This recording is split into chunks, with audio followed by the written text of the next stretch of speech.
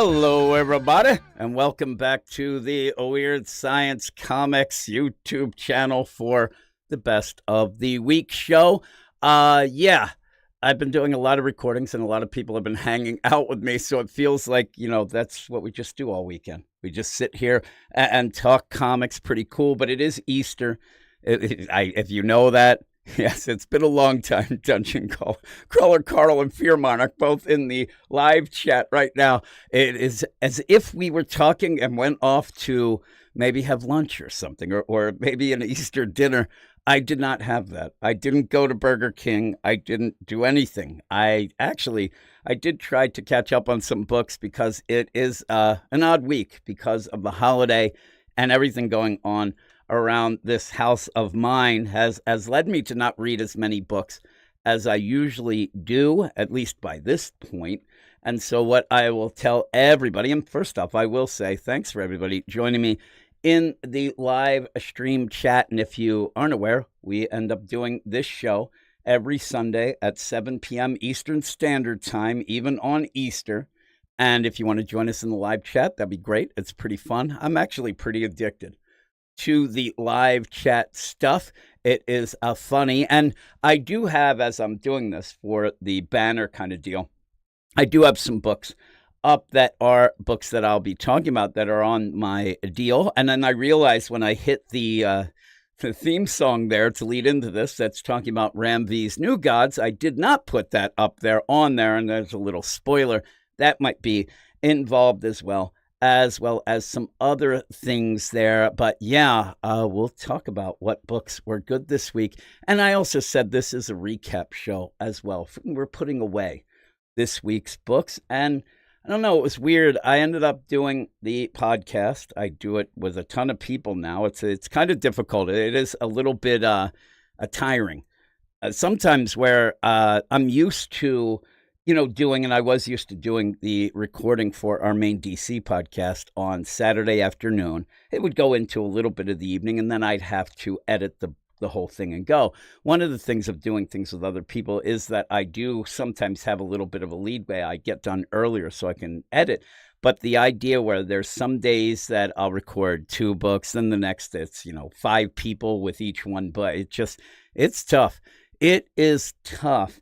But in the meantime, it's pretty cool, and I hope that people who are listening to the DC Comics podcast at least enjoy all of the voices in it. And then we're expanding on the Marvel deal, and we also have an indie podcast. That's kind of a backdoor ad for our Patreon, because if you like what you're hearing here in this show and all the other things, please, head over to the Patreon, patreon.com/weirdscience, and at least check it out. See if there's some more things for you. And I do end up having some people talk to me that have shows and things like that. And their wise words at a lot of times is, hey, you do too much free.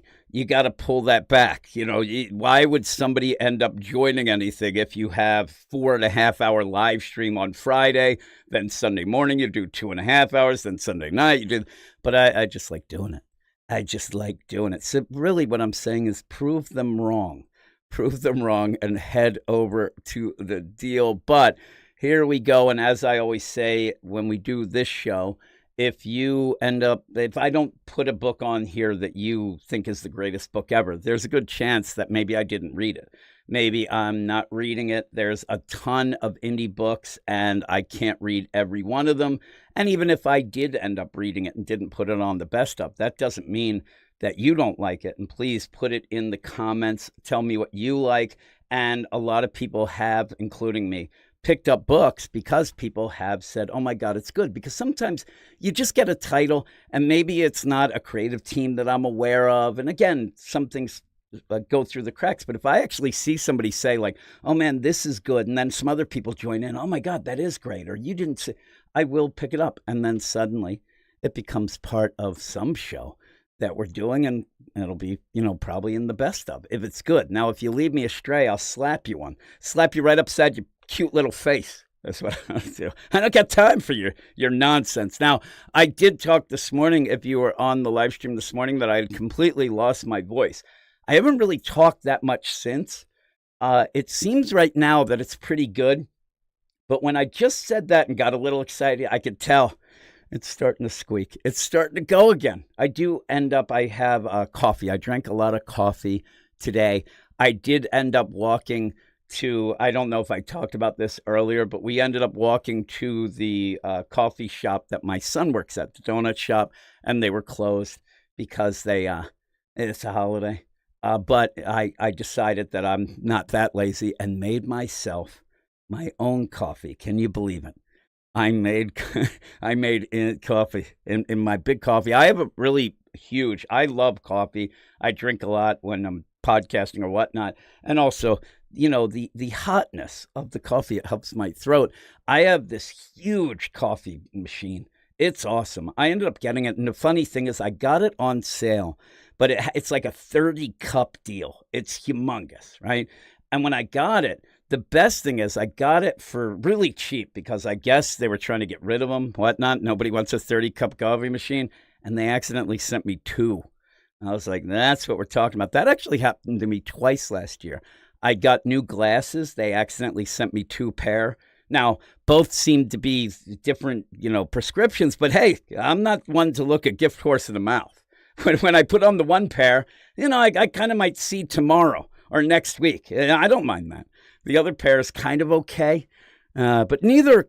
I'm getting old. I can't read. But it's the worst. It's the worst when especially you're out at the supermarket. You're at Walmart and you have to read something. You have to lift your glasses like an old fogey. It's the worst. But here we are, the best of. And as a recap for the week, we talked about a bit of it this morning, but it was the big Superman week. It was the big, summer of Superman. Hey, everything's starting out. People are excited for the movie or they're not. And you ended up having the Summer of Superman special. That will not be on the list here. It almost did. It almost made it. And I just want to give a shout out. A lot of people have, kind of been pish-poshing it. Mainly because they don't like Mark Waid, and then they also don't like Dan Slott. To hear about Dan Slott doing global warming stuff or whatnot. But it's a book that if you are reading the current Superman book, or if you're not actually, if you just want a nice little story, it's not integral. You do not have to read it, so don't get worried if you missed it or whatever. It just kind of sets up things with the absolute universe, Validus, all that, and then out of nowhere, Dan Slott made a crazy swerve to what was just very odd. And when I talked about it on the show, the idea that people are yelling and screaming, oh my God, it was global warming. This sucks. Hey, how dare you? Greta's there. She's shaking her fist. She's all pissed off. How dare you? The problem I had was, if you're going to do a global warming type story, then just do that. Have that run through the three stories. I know people would get upset, but if you're just not good, if you're going to do a Validus and Booster trying to signal that, hey, buddies, I'm trapped, then just do that. It was an addition that didn't. It was subtraction by addition, and it ended up being very odd. And Fear Monarch said he's more offended when Dan Slott tries to be funny. I tried to be funny to Dan Slott, and he blocked my ass. I always tell the story, but he ended up where he had a tweet and said, the next person who tells me I ruined Spider-Man, I'm going to block. And I wrote, oh my God, it's a contest. You ruined Spider-Man. LOL. Blocked. I'm like, oh God. I guess he didn't think I was joking. Now, here's the thing that I would love to ask Dan Slott is, if you didn't say that, would you have blocked somebody who said you ruined Spider-Man? Or was I the only one? Once I was blocked, he just said the next person.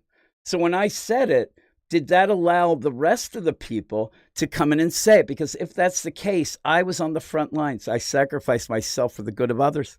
They were able to then jump in and tell Dan Slott that he ruined Spider-Man. And there's writers who do ruin characters, but the best is that you can always then just have the next writer. Heroes in Crisis will be till probably the end of my days. Probably like next month. One of the worst things I've ever read. And not just because of the story itself, which was a mystery that you couldn't play along with. It ended up changing and have nonsense in it. And just the amount of nonsense. And maybe one time we'll all have to get together and have a live stream just so we could talk about Heroes in Crisis and the problems. I'll go reread it. I'll do that for you. I'll go reread it. But one of the things, being somebody who was in the mental health field, has psychology deal, Lois ends up releasing all of those, the videotapes of all these people telling and going through therapy. She should have been barred. She should have been kicked out of anything. And I love Lois, but that was the worst. Yes, and I am the hero that we need. Thank you, Dungeon Crawler Carl. Yeah, now that's the thing is, Fear Monarch said he's so excited to start Heroes in Crisis. He ended up just in our Slack that we have for the Patreon, he ended up talking about the Rorschach book by Tom King. And there were times when that was coming out that I did argue with some people. I tried to get into it. It was more in line with the TV show that I don't really watch TV shows and movies. And by the way, if you listen to or watch the Aficionado show this week that I was on, I apologize for being such a dick. I was so angry at everything. I wasn't going to end up doing the show, but I love doing it. I had a ball the week before, so I loved doing it. And when I ended up, I'm like, okay, I'll do it. And then while I was doing it, if you were watching, I disappeared for a while. I was there. But at one point I had to mute my mic because I was getting yelled at. But what do you do? I'm sitting here at the mic trying to talk and I'm getting yelled at and stuff like that. And then I end up closing this door because I'm in this, I guess it's a podcast studio. Feels more like a crypt. I locked the door.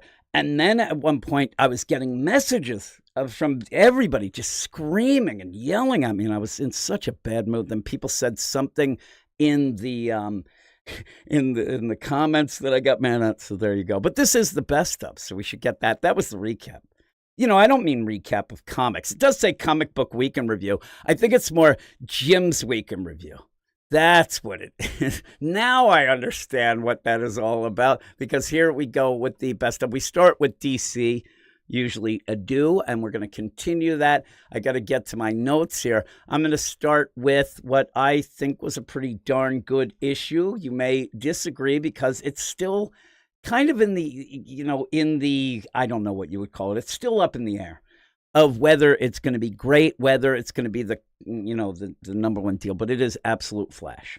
And it is Jeff Lemire. I really like Jeff Lemire. I like him not only as a comic, well, he's a writist because he even has the art. I will tell you, I love Jeff Lemire. That art is a little sus. I know that nobody wants to say that, but when I see it, it's unique. It's got a style to it. I look at it, I'm like, I think I might be able to. It inspires me. It inspires me thinking that I too could be an artist. But I love him. And he's a really, really good guy.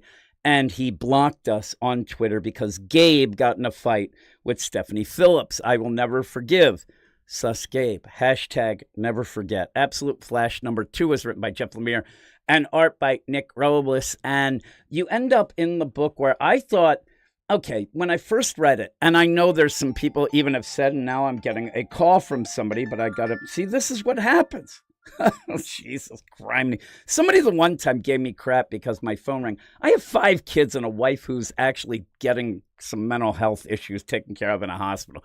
So there's going to be calls. And there you go. Now I'm thrown off because now she's calling me and I cannot answer. It'd be funny if I answered and had her ask, and I'd ask her what she liked about the Absolute Flash #2.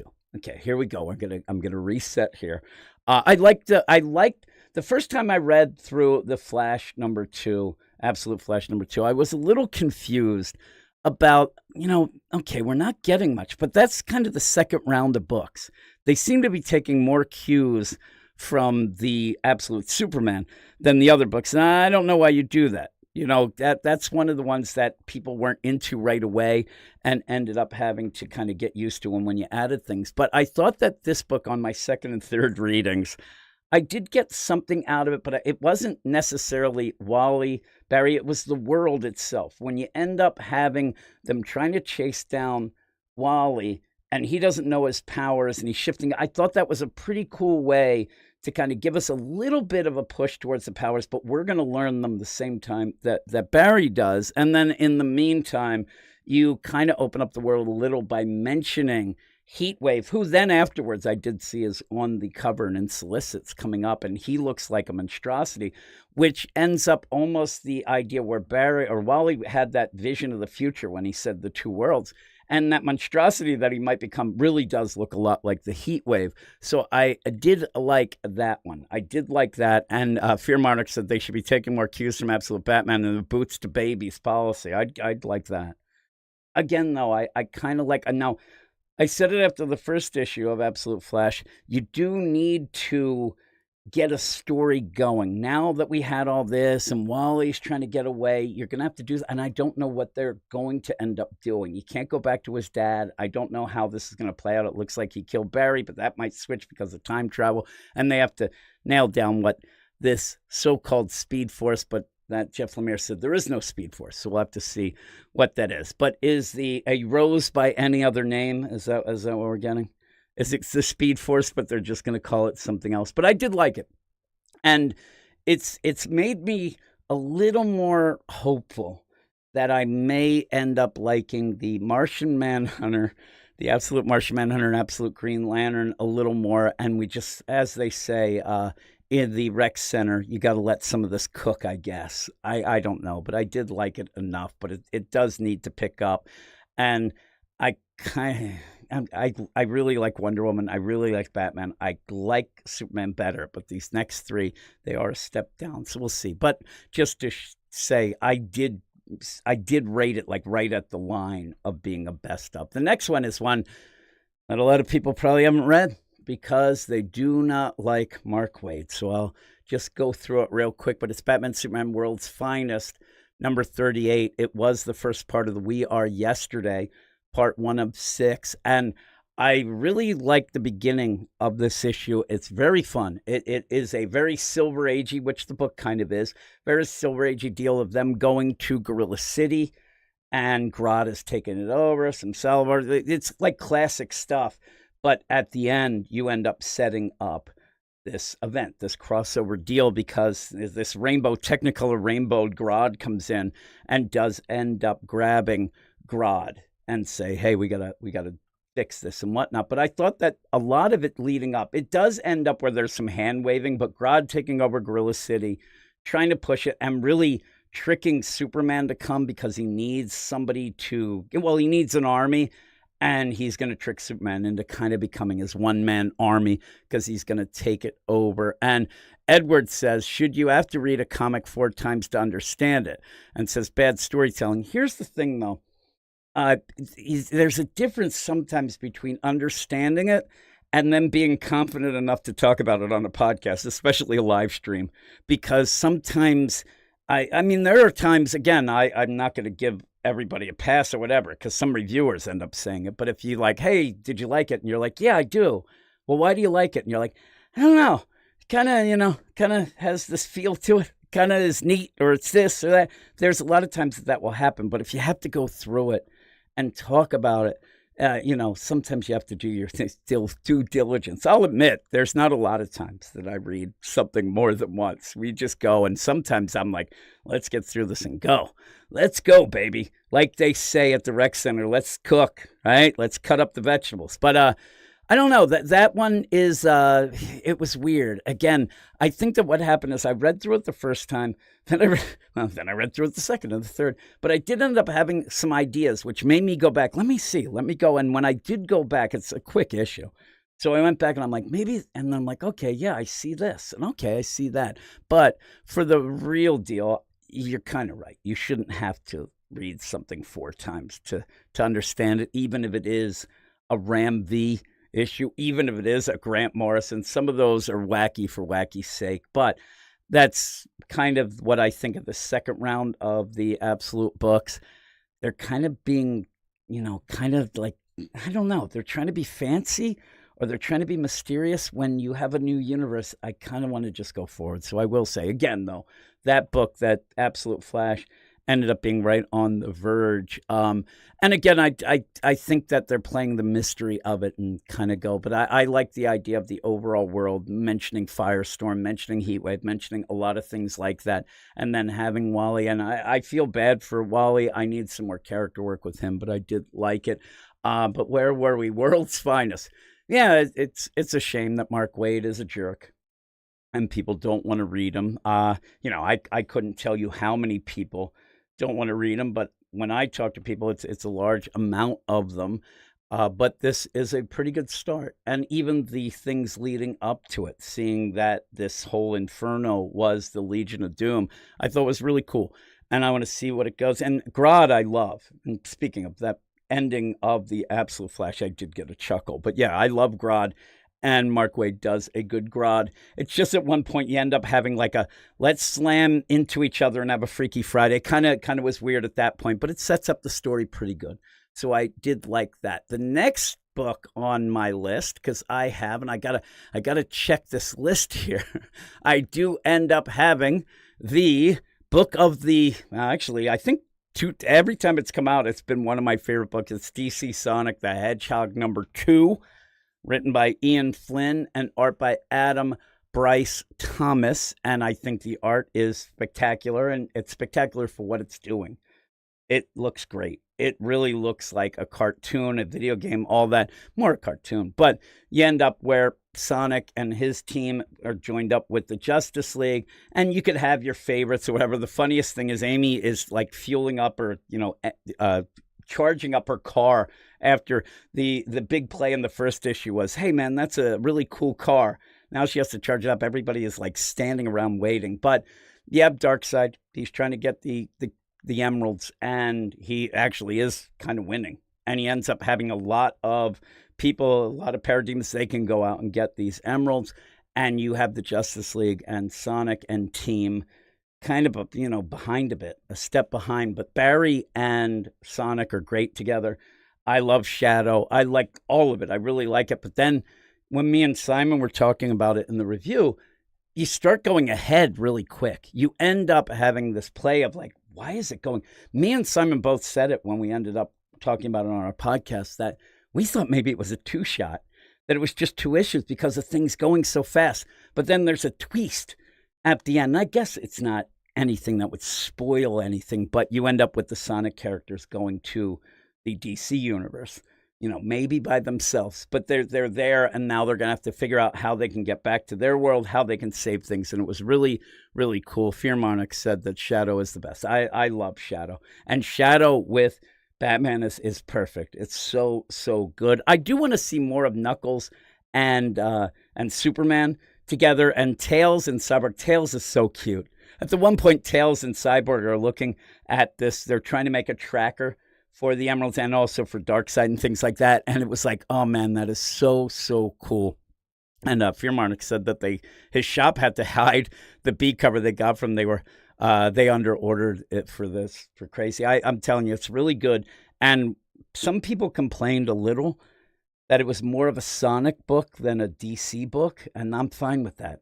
I have enough DC books. I like the idea of going through the Sonic way, especially with Ian Flynn and the art.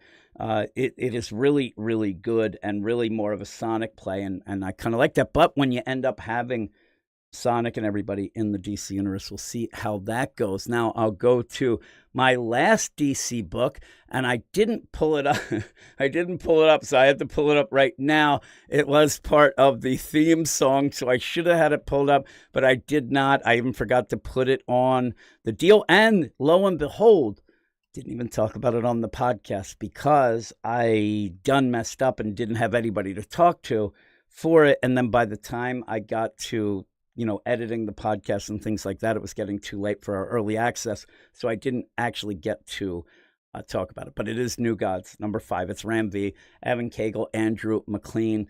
And this book would be so much better if you didn't have to Ram V that shit in the beginning.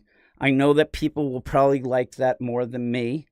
I ended up where famously we had it on our spotlight. I actually think, if you want to know, if people are in the know here, or you know what I'm talking about, I think that when me and Eric reviewed New Gods, I think that might have been the last straw for him.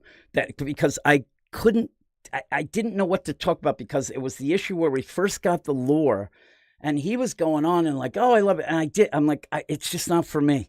And I kept saying that. I'm like, I guess it's just not for me. And I think he got pissed. But since then, you've done a little, but it's weird. The stuff with Mr. Miracle and Orion, but that's so good. It's so good. And it feels like you get so little that's not the main point. It almost feels like that stuff, which is the best in my mind, that you started the book with. It ends up where it feels like it's a backup. Feels like that's the backup story to this lore of the new gods. Maybe, I don't say this for myself because I don't really read trades. Would it read better in trade? Maybe if they got rid of that crap, it might. And again, it's like I go into the book and my big play is, okay, I hope that this isn't too new godsy. Maybe that's why, for me, if you're like, oh my God, I love the new gods, and maybe it's different, but the idea when you end up like, I wanted a story, and I'll give credit where credit is due. People love Tom King's Mr. Miracle. I wasn't a huge fan, but people loved it. You know why? Because he took New Gods characters, specifically Barda and Scott Free, Mr. Miracle, and actually made them relatable in a way because they were having a kid. And, if you're having a kid or had kids, which I did, there were things in that book that he got spot on.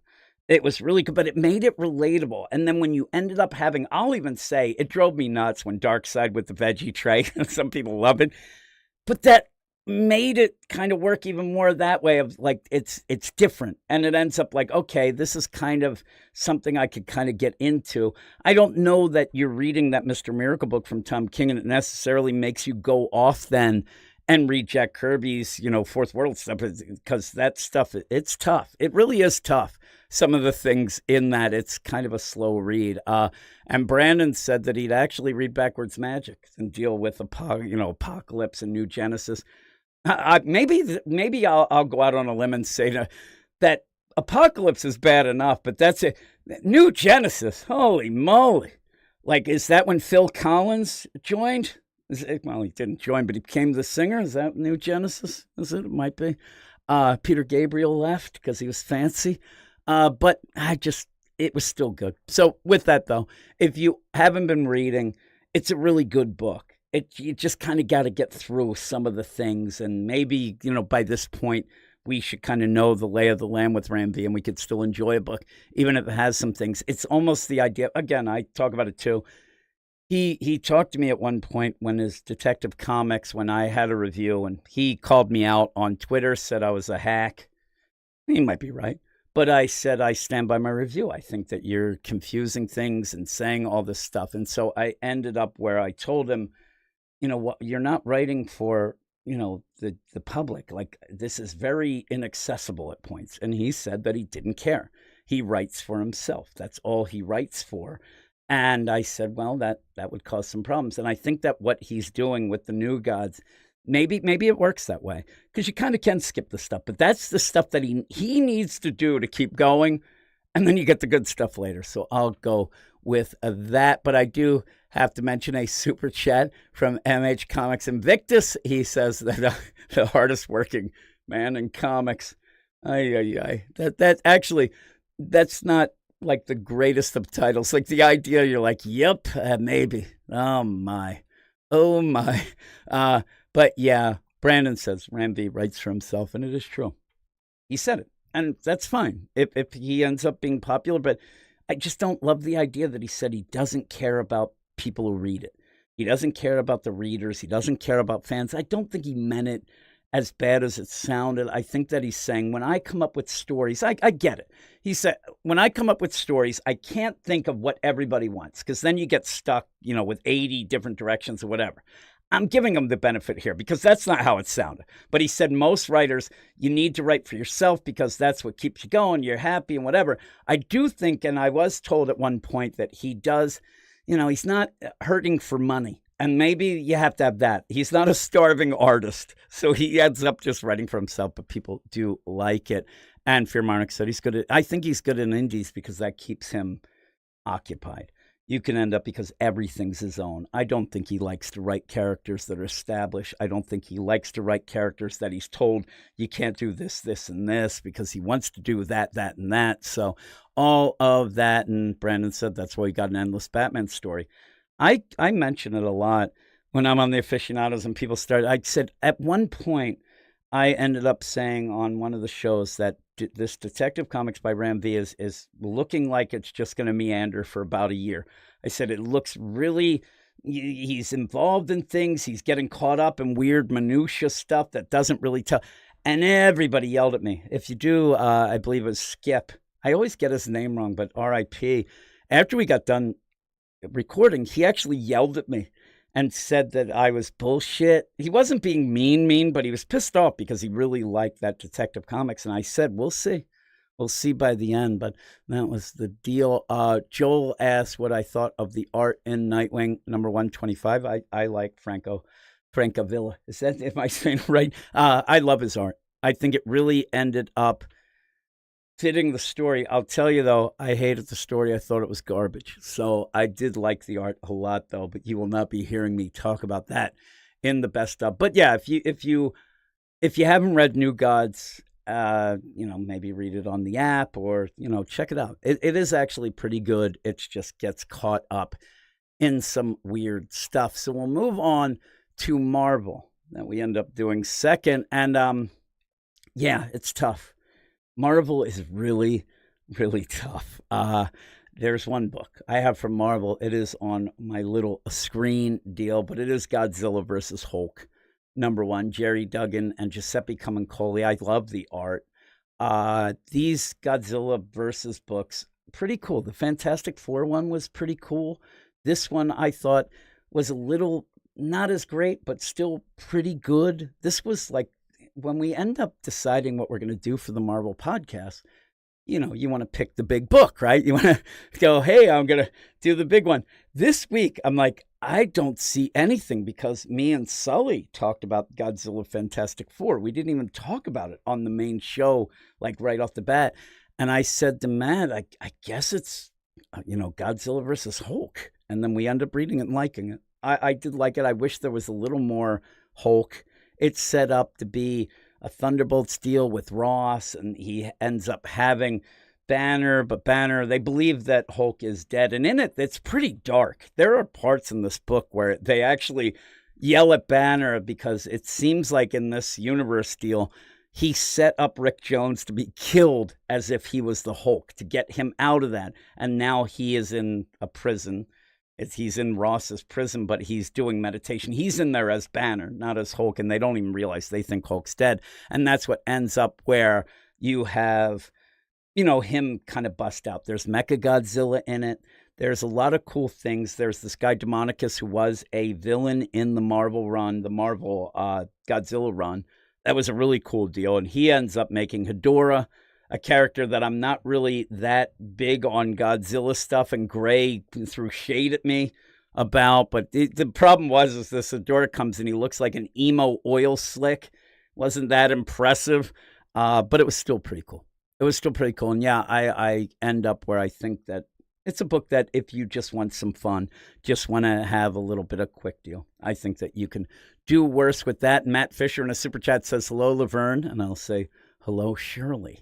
I would say. How dare you? Oh my God. I was gonna hit the bing bong for that. And but we're gonna move on to indie. Now there were a bunch of indie books, and I know there are indie books that I've been told are awesome this week. There are indie books that I know are probably awesome. I just didn't get to them.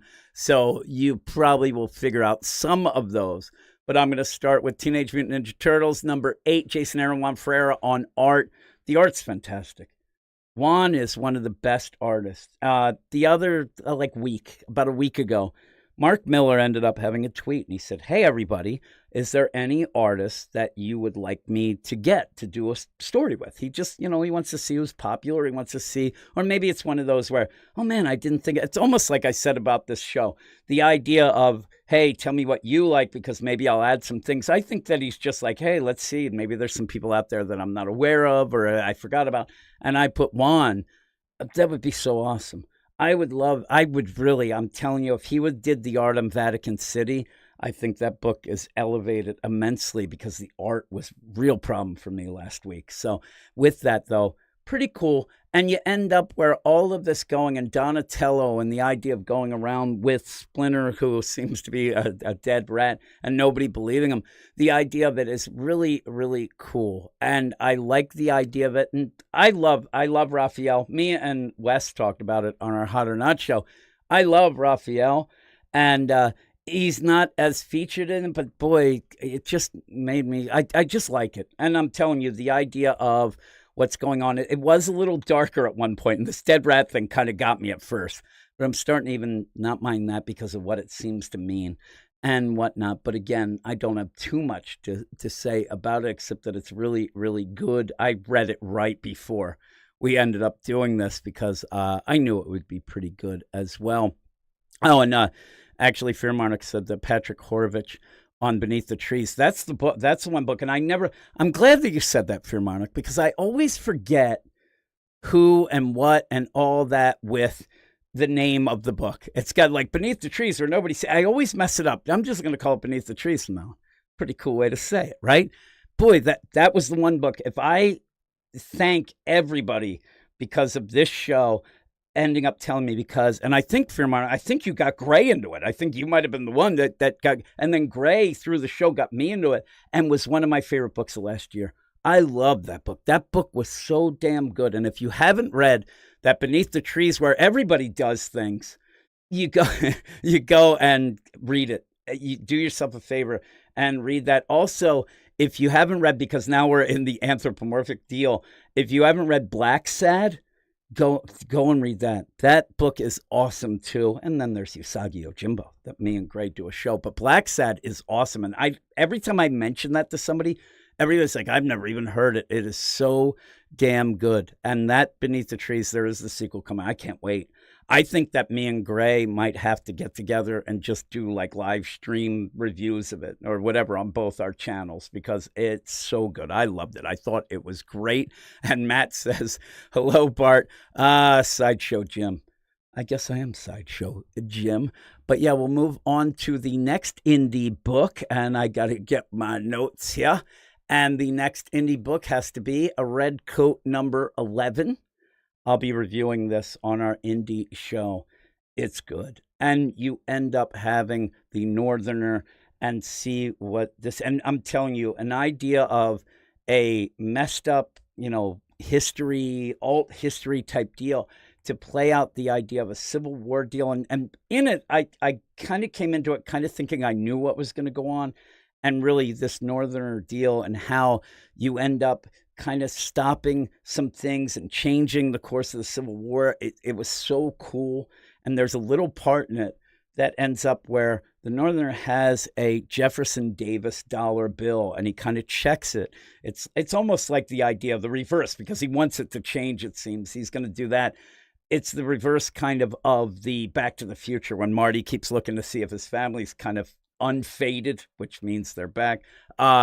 It's kind of that, and it ends up hitting without ever being preachy.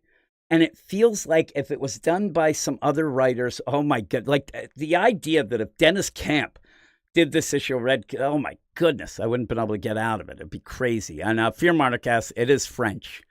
And yeah, Dark Horse covers the localizations. It's so good. I ended up where I looked up, it was like top 20 comics you never heard of. And this was during the shutdown. And I'm like, what is this? And I like anthropomorphic things, but even the cover, you have like a hard-boiled detective cat, and he's smoking like a badass. And I'm like, let's see. And boy, it is really good. And if you like the Beneath the Trees or anything like that, I think that you'll love it. But Redcoat was awesome. Redcoat was so good that we talked about it earlier. Ed ended up saying, if you have to read a book 4 times, then is it good? I'll tell you this. If you want to read a book 4 times, then you know it's awesome. And I could stop right now and reread that issue. It was so good. And I'm so excited to get forward with it. And Redcoat, if you were listening at all during the beginning of the whole Ghost Machine, it's called Ghost Machine stuff, and me and Zach were doing reviews. Some of them are up on YouTube. I like Redcoat the most. I like Redcoat so much.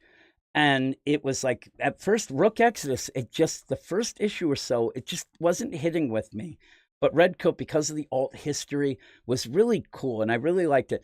And I still kind of went, but then Rook took off. Rook blasted off to the stars, so it did overtake. But those first 3, Geiger, Rook Exodus, and Redcoat are great. I just wish that Rook is almost feeling like it's now at the point where it's being left behind.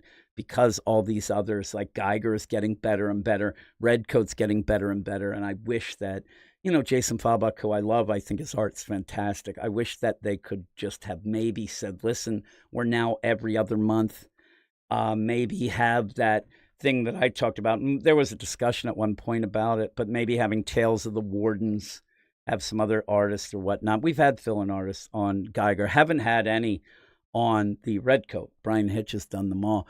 But I really, really would love to, would have had some Rook. And people are talking about Blacksad. It is great.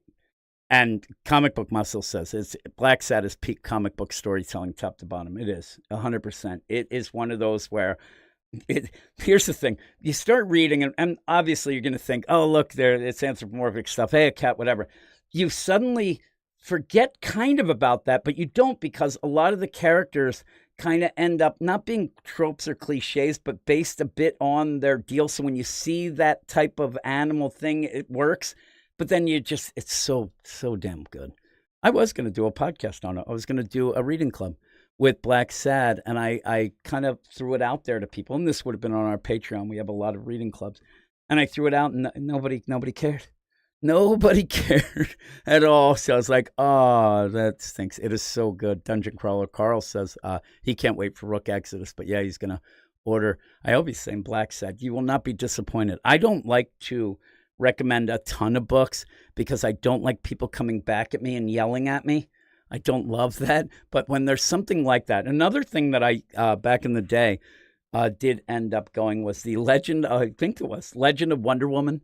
It was the digital first by Deleuze and somebody, Renee Deleuze, I believe it was, who did the art, and her husband was doing letters. She also wrote it. It was great. And that was another one that I recommend. I don't know why that popped into my mind, but it's on the app, so check that out. And the art's fantastic, but it ended up ending before they really got, as they say at the rec center, cooking, because they got in a fight with some people at DC, and it was DC kind of being jerks. But we'll go to the next and last book on the list, and I'm looking here. I think I ended up. I know I loaded it up, but now it isn't. So you're gonna have to wait for a second while I do this. Oh yeah, it's a book that people, and I talked about this the last time an issue came out, that people ended up yelling at me about for not covering. And of course, I cannot find it. It's not even listed on here. I have to go now to this is great. I have to go to League of Comic Book Geeks. It's The Walking Dead. It's The Walking Dead Deluxe. I say the same thing every time that an issue comes out, and I try to push it because it is really, really good. But it's more of obviously, The Walking Dead kind of popular.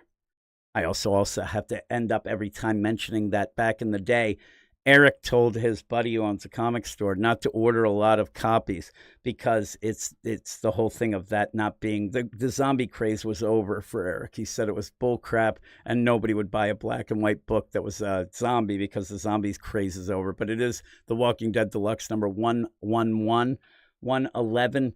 You have Robert Kirkman on writing, obviously Charlie Adlard, Dave McCaig on art and colors, and the Dave McCaig colors are great, and I think that he's nailed it now.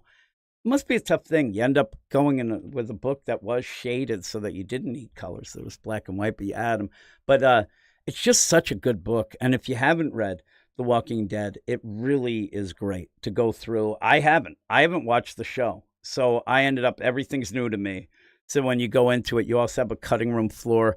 Kirkman talks about some things that he thought about. He goes through, and he does have the picture of his notes. He does a thing where he just has each page, 1, 2, 3, and then writes what he wants on that page. It's a very loose style, but you see at points where he crosses things out, and you see some things that he was going to do, and then he decided not to, or things that he has on the side. It's really cool. And then you have the little bites, which is fun too.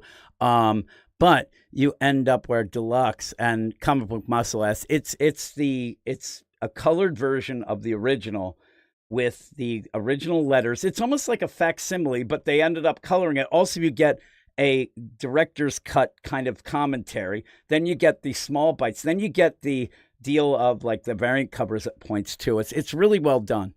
It is really, really well done, and something that I'm really enjoying. Me and Mark talk about it. We have a podcast on the Patreon, a reading club, and we go through each issue, and it's fun. We're at, we've done 110 episodes, so we're going to be doing 111 probably on Wednesday, and go through it, and I've loved it. I've really loved it. I think that my worst score that I've given for any of the issues in 110 issues might have been like a 6.5, and that was only once. We usually don't ever go under an 8. It's so good. But yeah, if you did watch the show or you've read the comic, we're at the idea where everybody, the Kingdom, Hilltop, Alexandria, they're all coming together to form that army to go after Negan.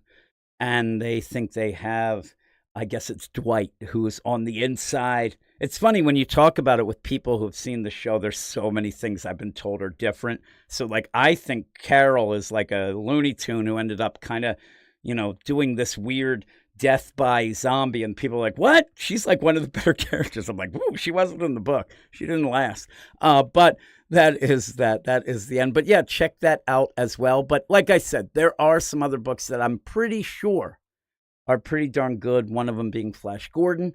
The other one is the Conan the Barbarian. Those are the two that I'm sure would have been on the show if I got a chance to read them. One of the problems I had with Flash Gordon, I talked to Jeremy Adams at one point about it, was I would get the review copies from, what is it? Is it?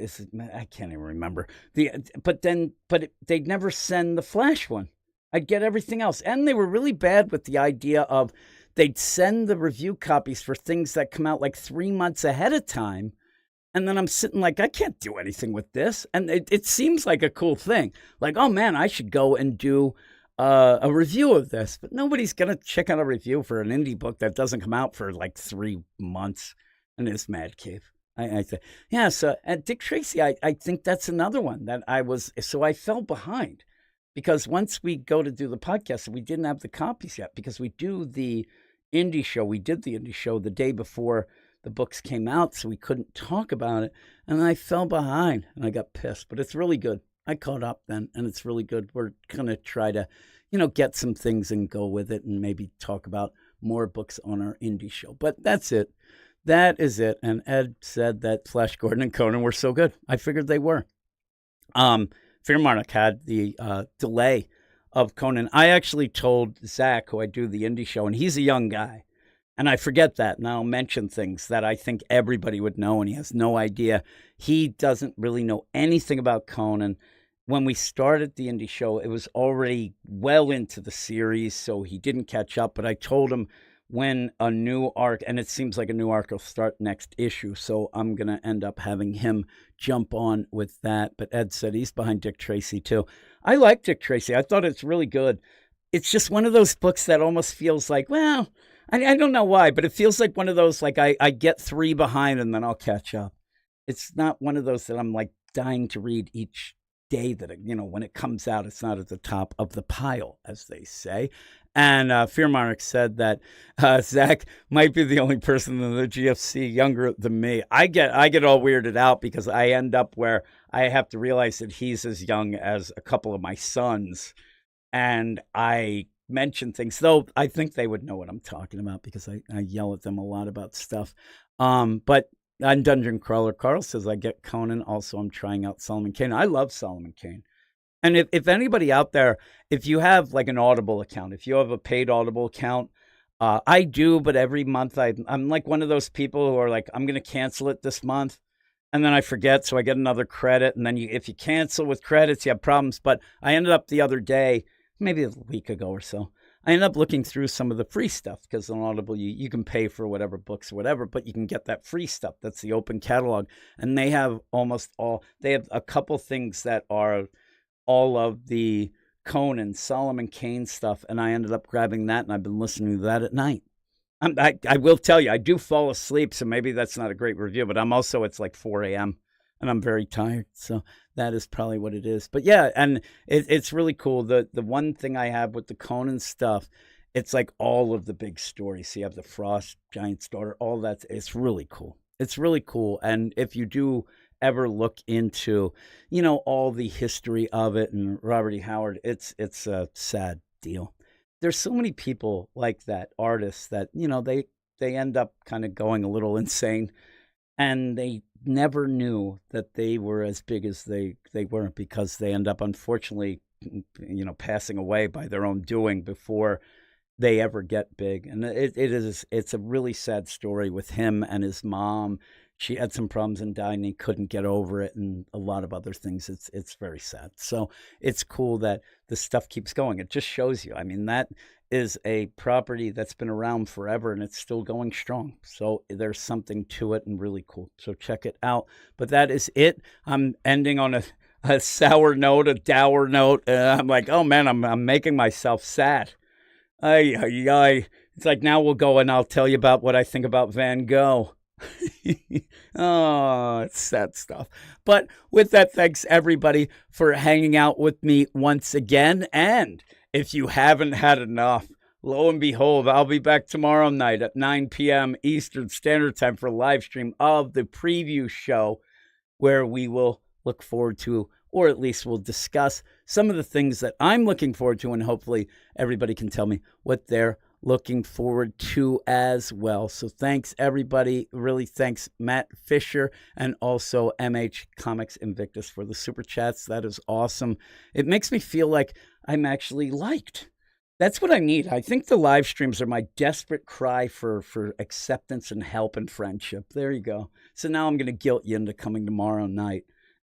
I actually, because we recorded this morning, and the time and everything got screwy because of the holiday. And Sully, who usually records the Sunday deal with me, he was going to, then we didn't. And I really thought, oh my goodness, I'm going to show up and there's going to be nobody there. And I would have gotten sad. Even if somebody said, well, it's Easter. I would have been sad. But you guys were all there. It was awesome. I had a ball. And I will go for a while thinking about that 4.5-hour live stream that we did after the Absolute, whatever it was that week, Absolute Batman.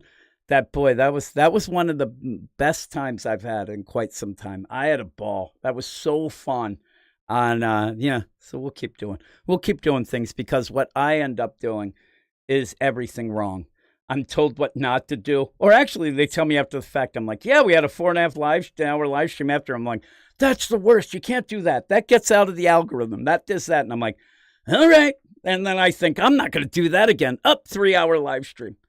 Oh, it's so fun. It's so fun. And who else am I going to talk to? Myself? I don't even like talking to myself. But there you go. Thanks, everybody. I think that it's become a thing where we do have to end with gray AI Japanese song at all times. I think, again, it works because it makes no damn sense. Not any sense at all. It's I have a bunch of other songs, though. And speaking of which, if you do like dirty songs, you can go over to the Sus Records and check that out. I had a couple songs. I did have one in the past couple weeks that did go over 2 million views. So there you go. Some quality. Somebody actually commented on this morning, and these are the comments that I hate. It's like, yeah, most of your songs are bullshit, but this one's pretty good. I'm like, thank you. And I think they wanted me to thank them. Like, oh, really? Thanks a lot, pal. And that the one that ended up was like one of the first ones. I guess I had that. But yeah, so that is it. So thanks, everybody. I hope to see all of you and more tomorrow when we go through the previews. And if people are into it and maybe we talk about it, maybe people convince me, maybe we could have a live solicit show at sometime this week, because the solicits came out and we could go through those as well. But I will talk to you all later.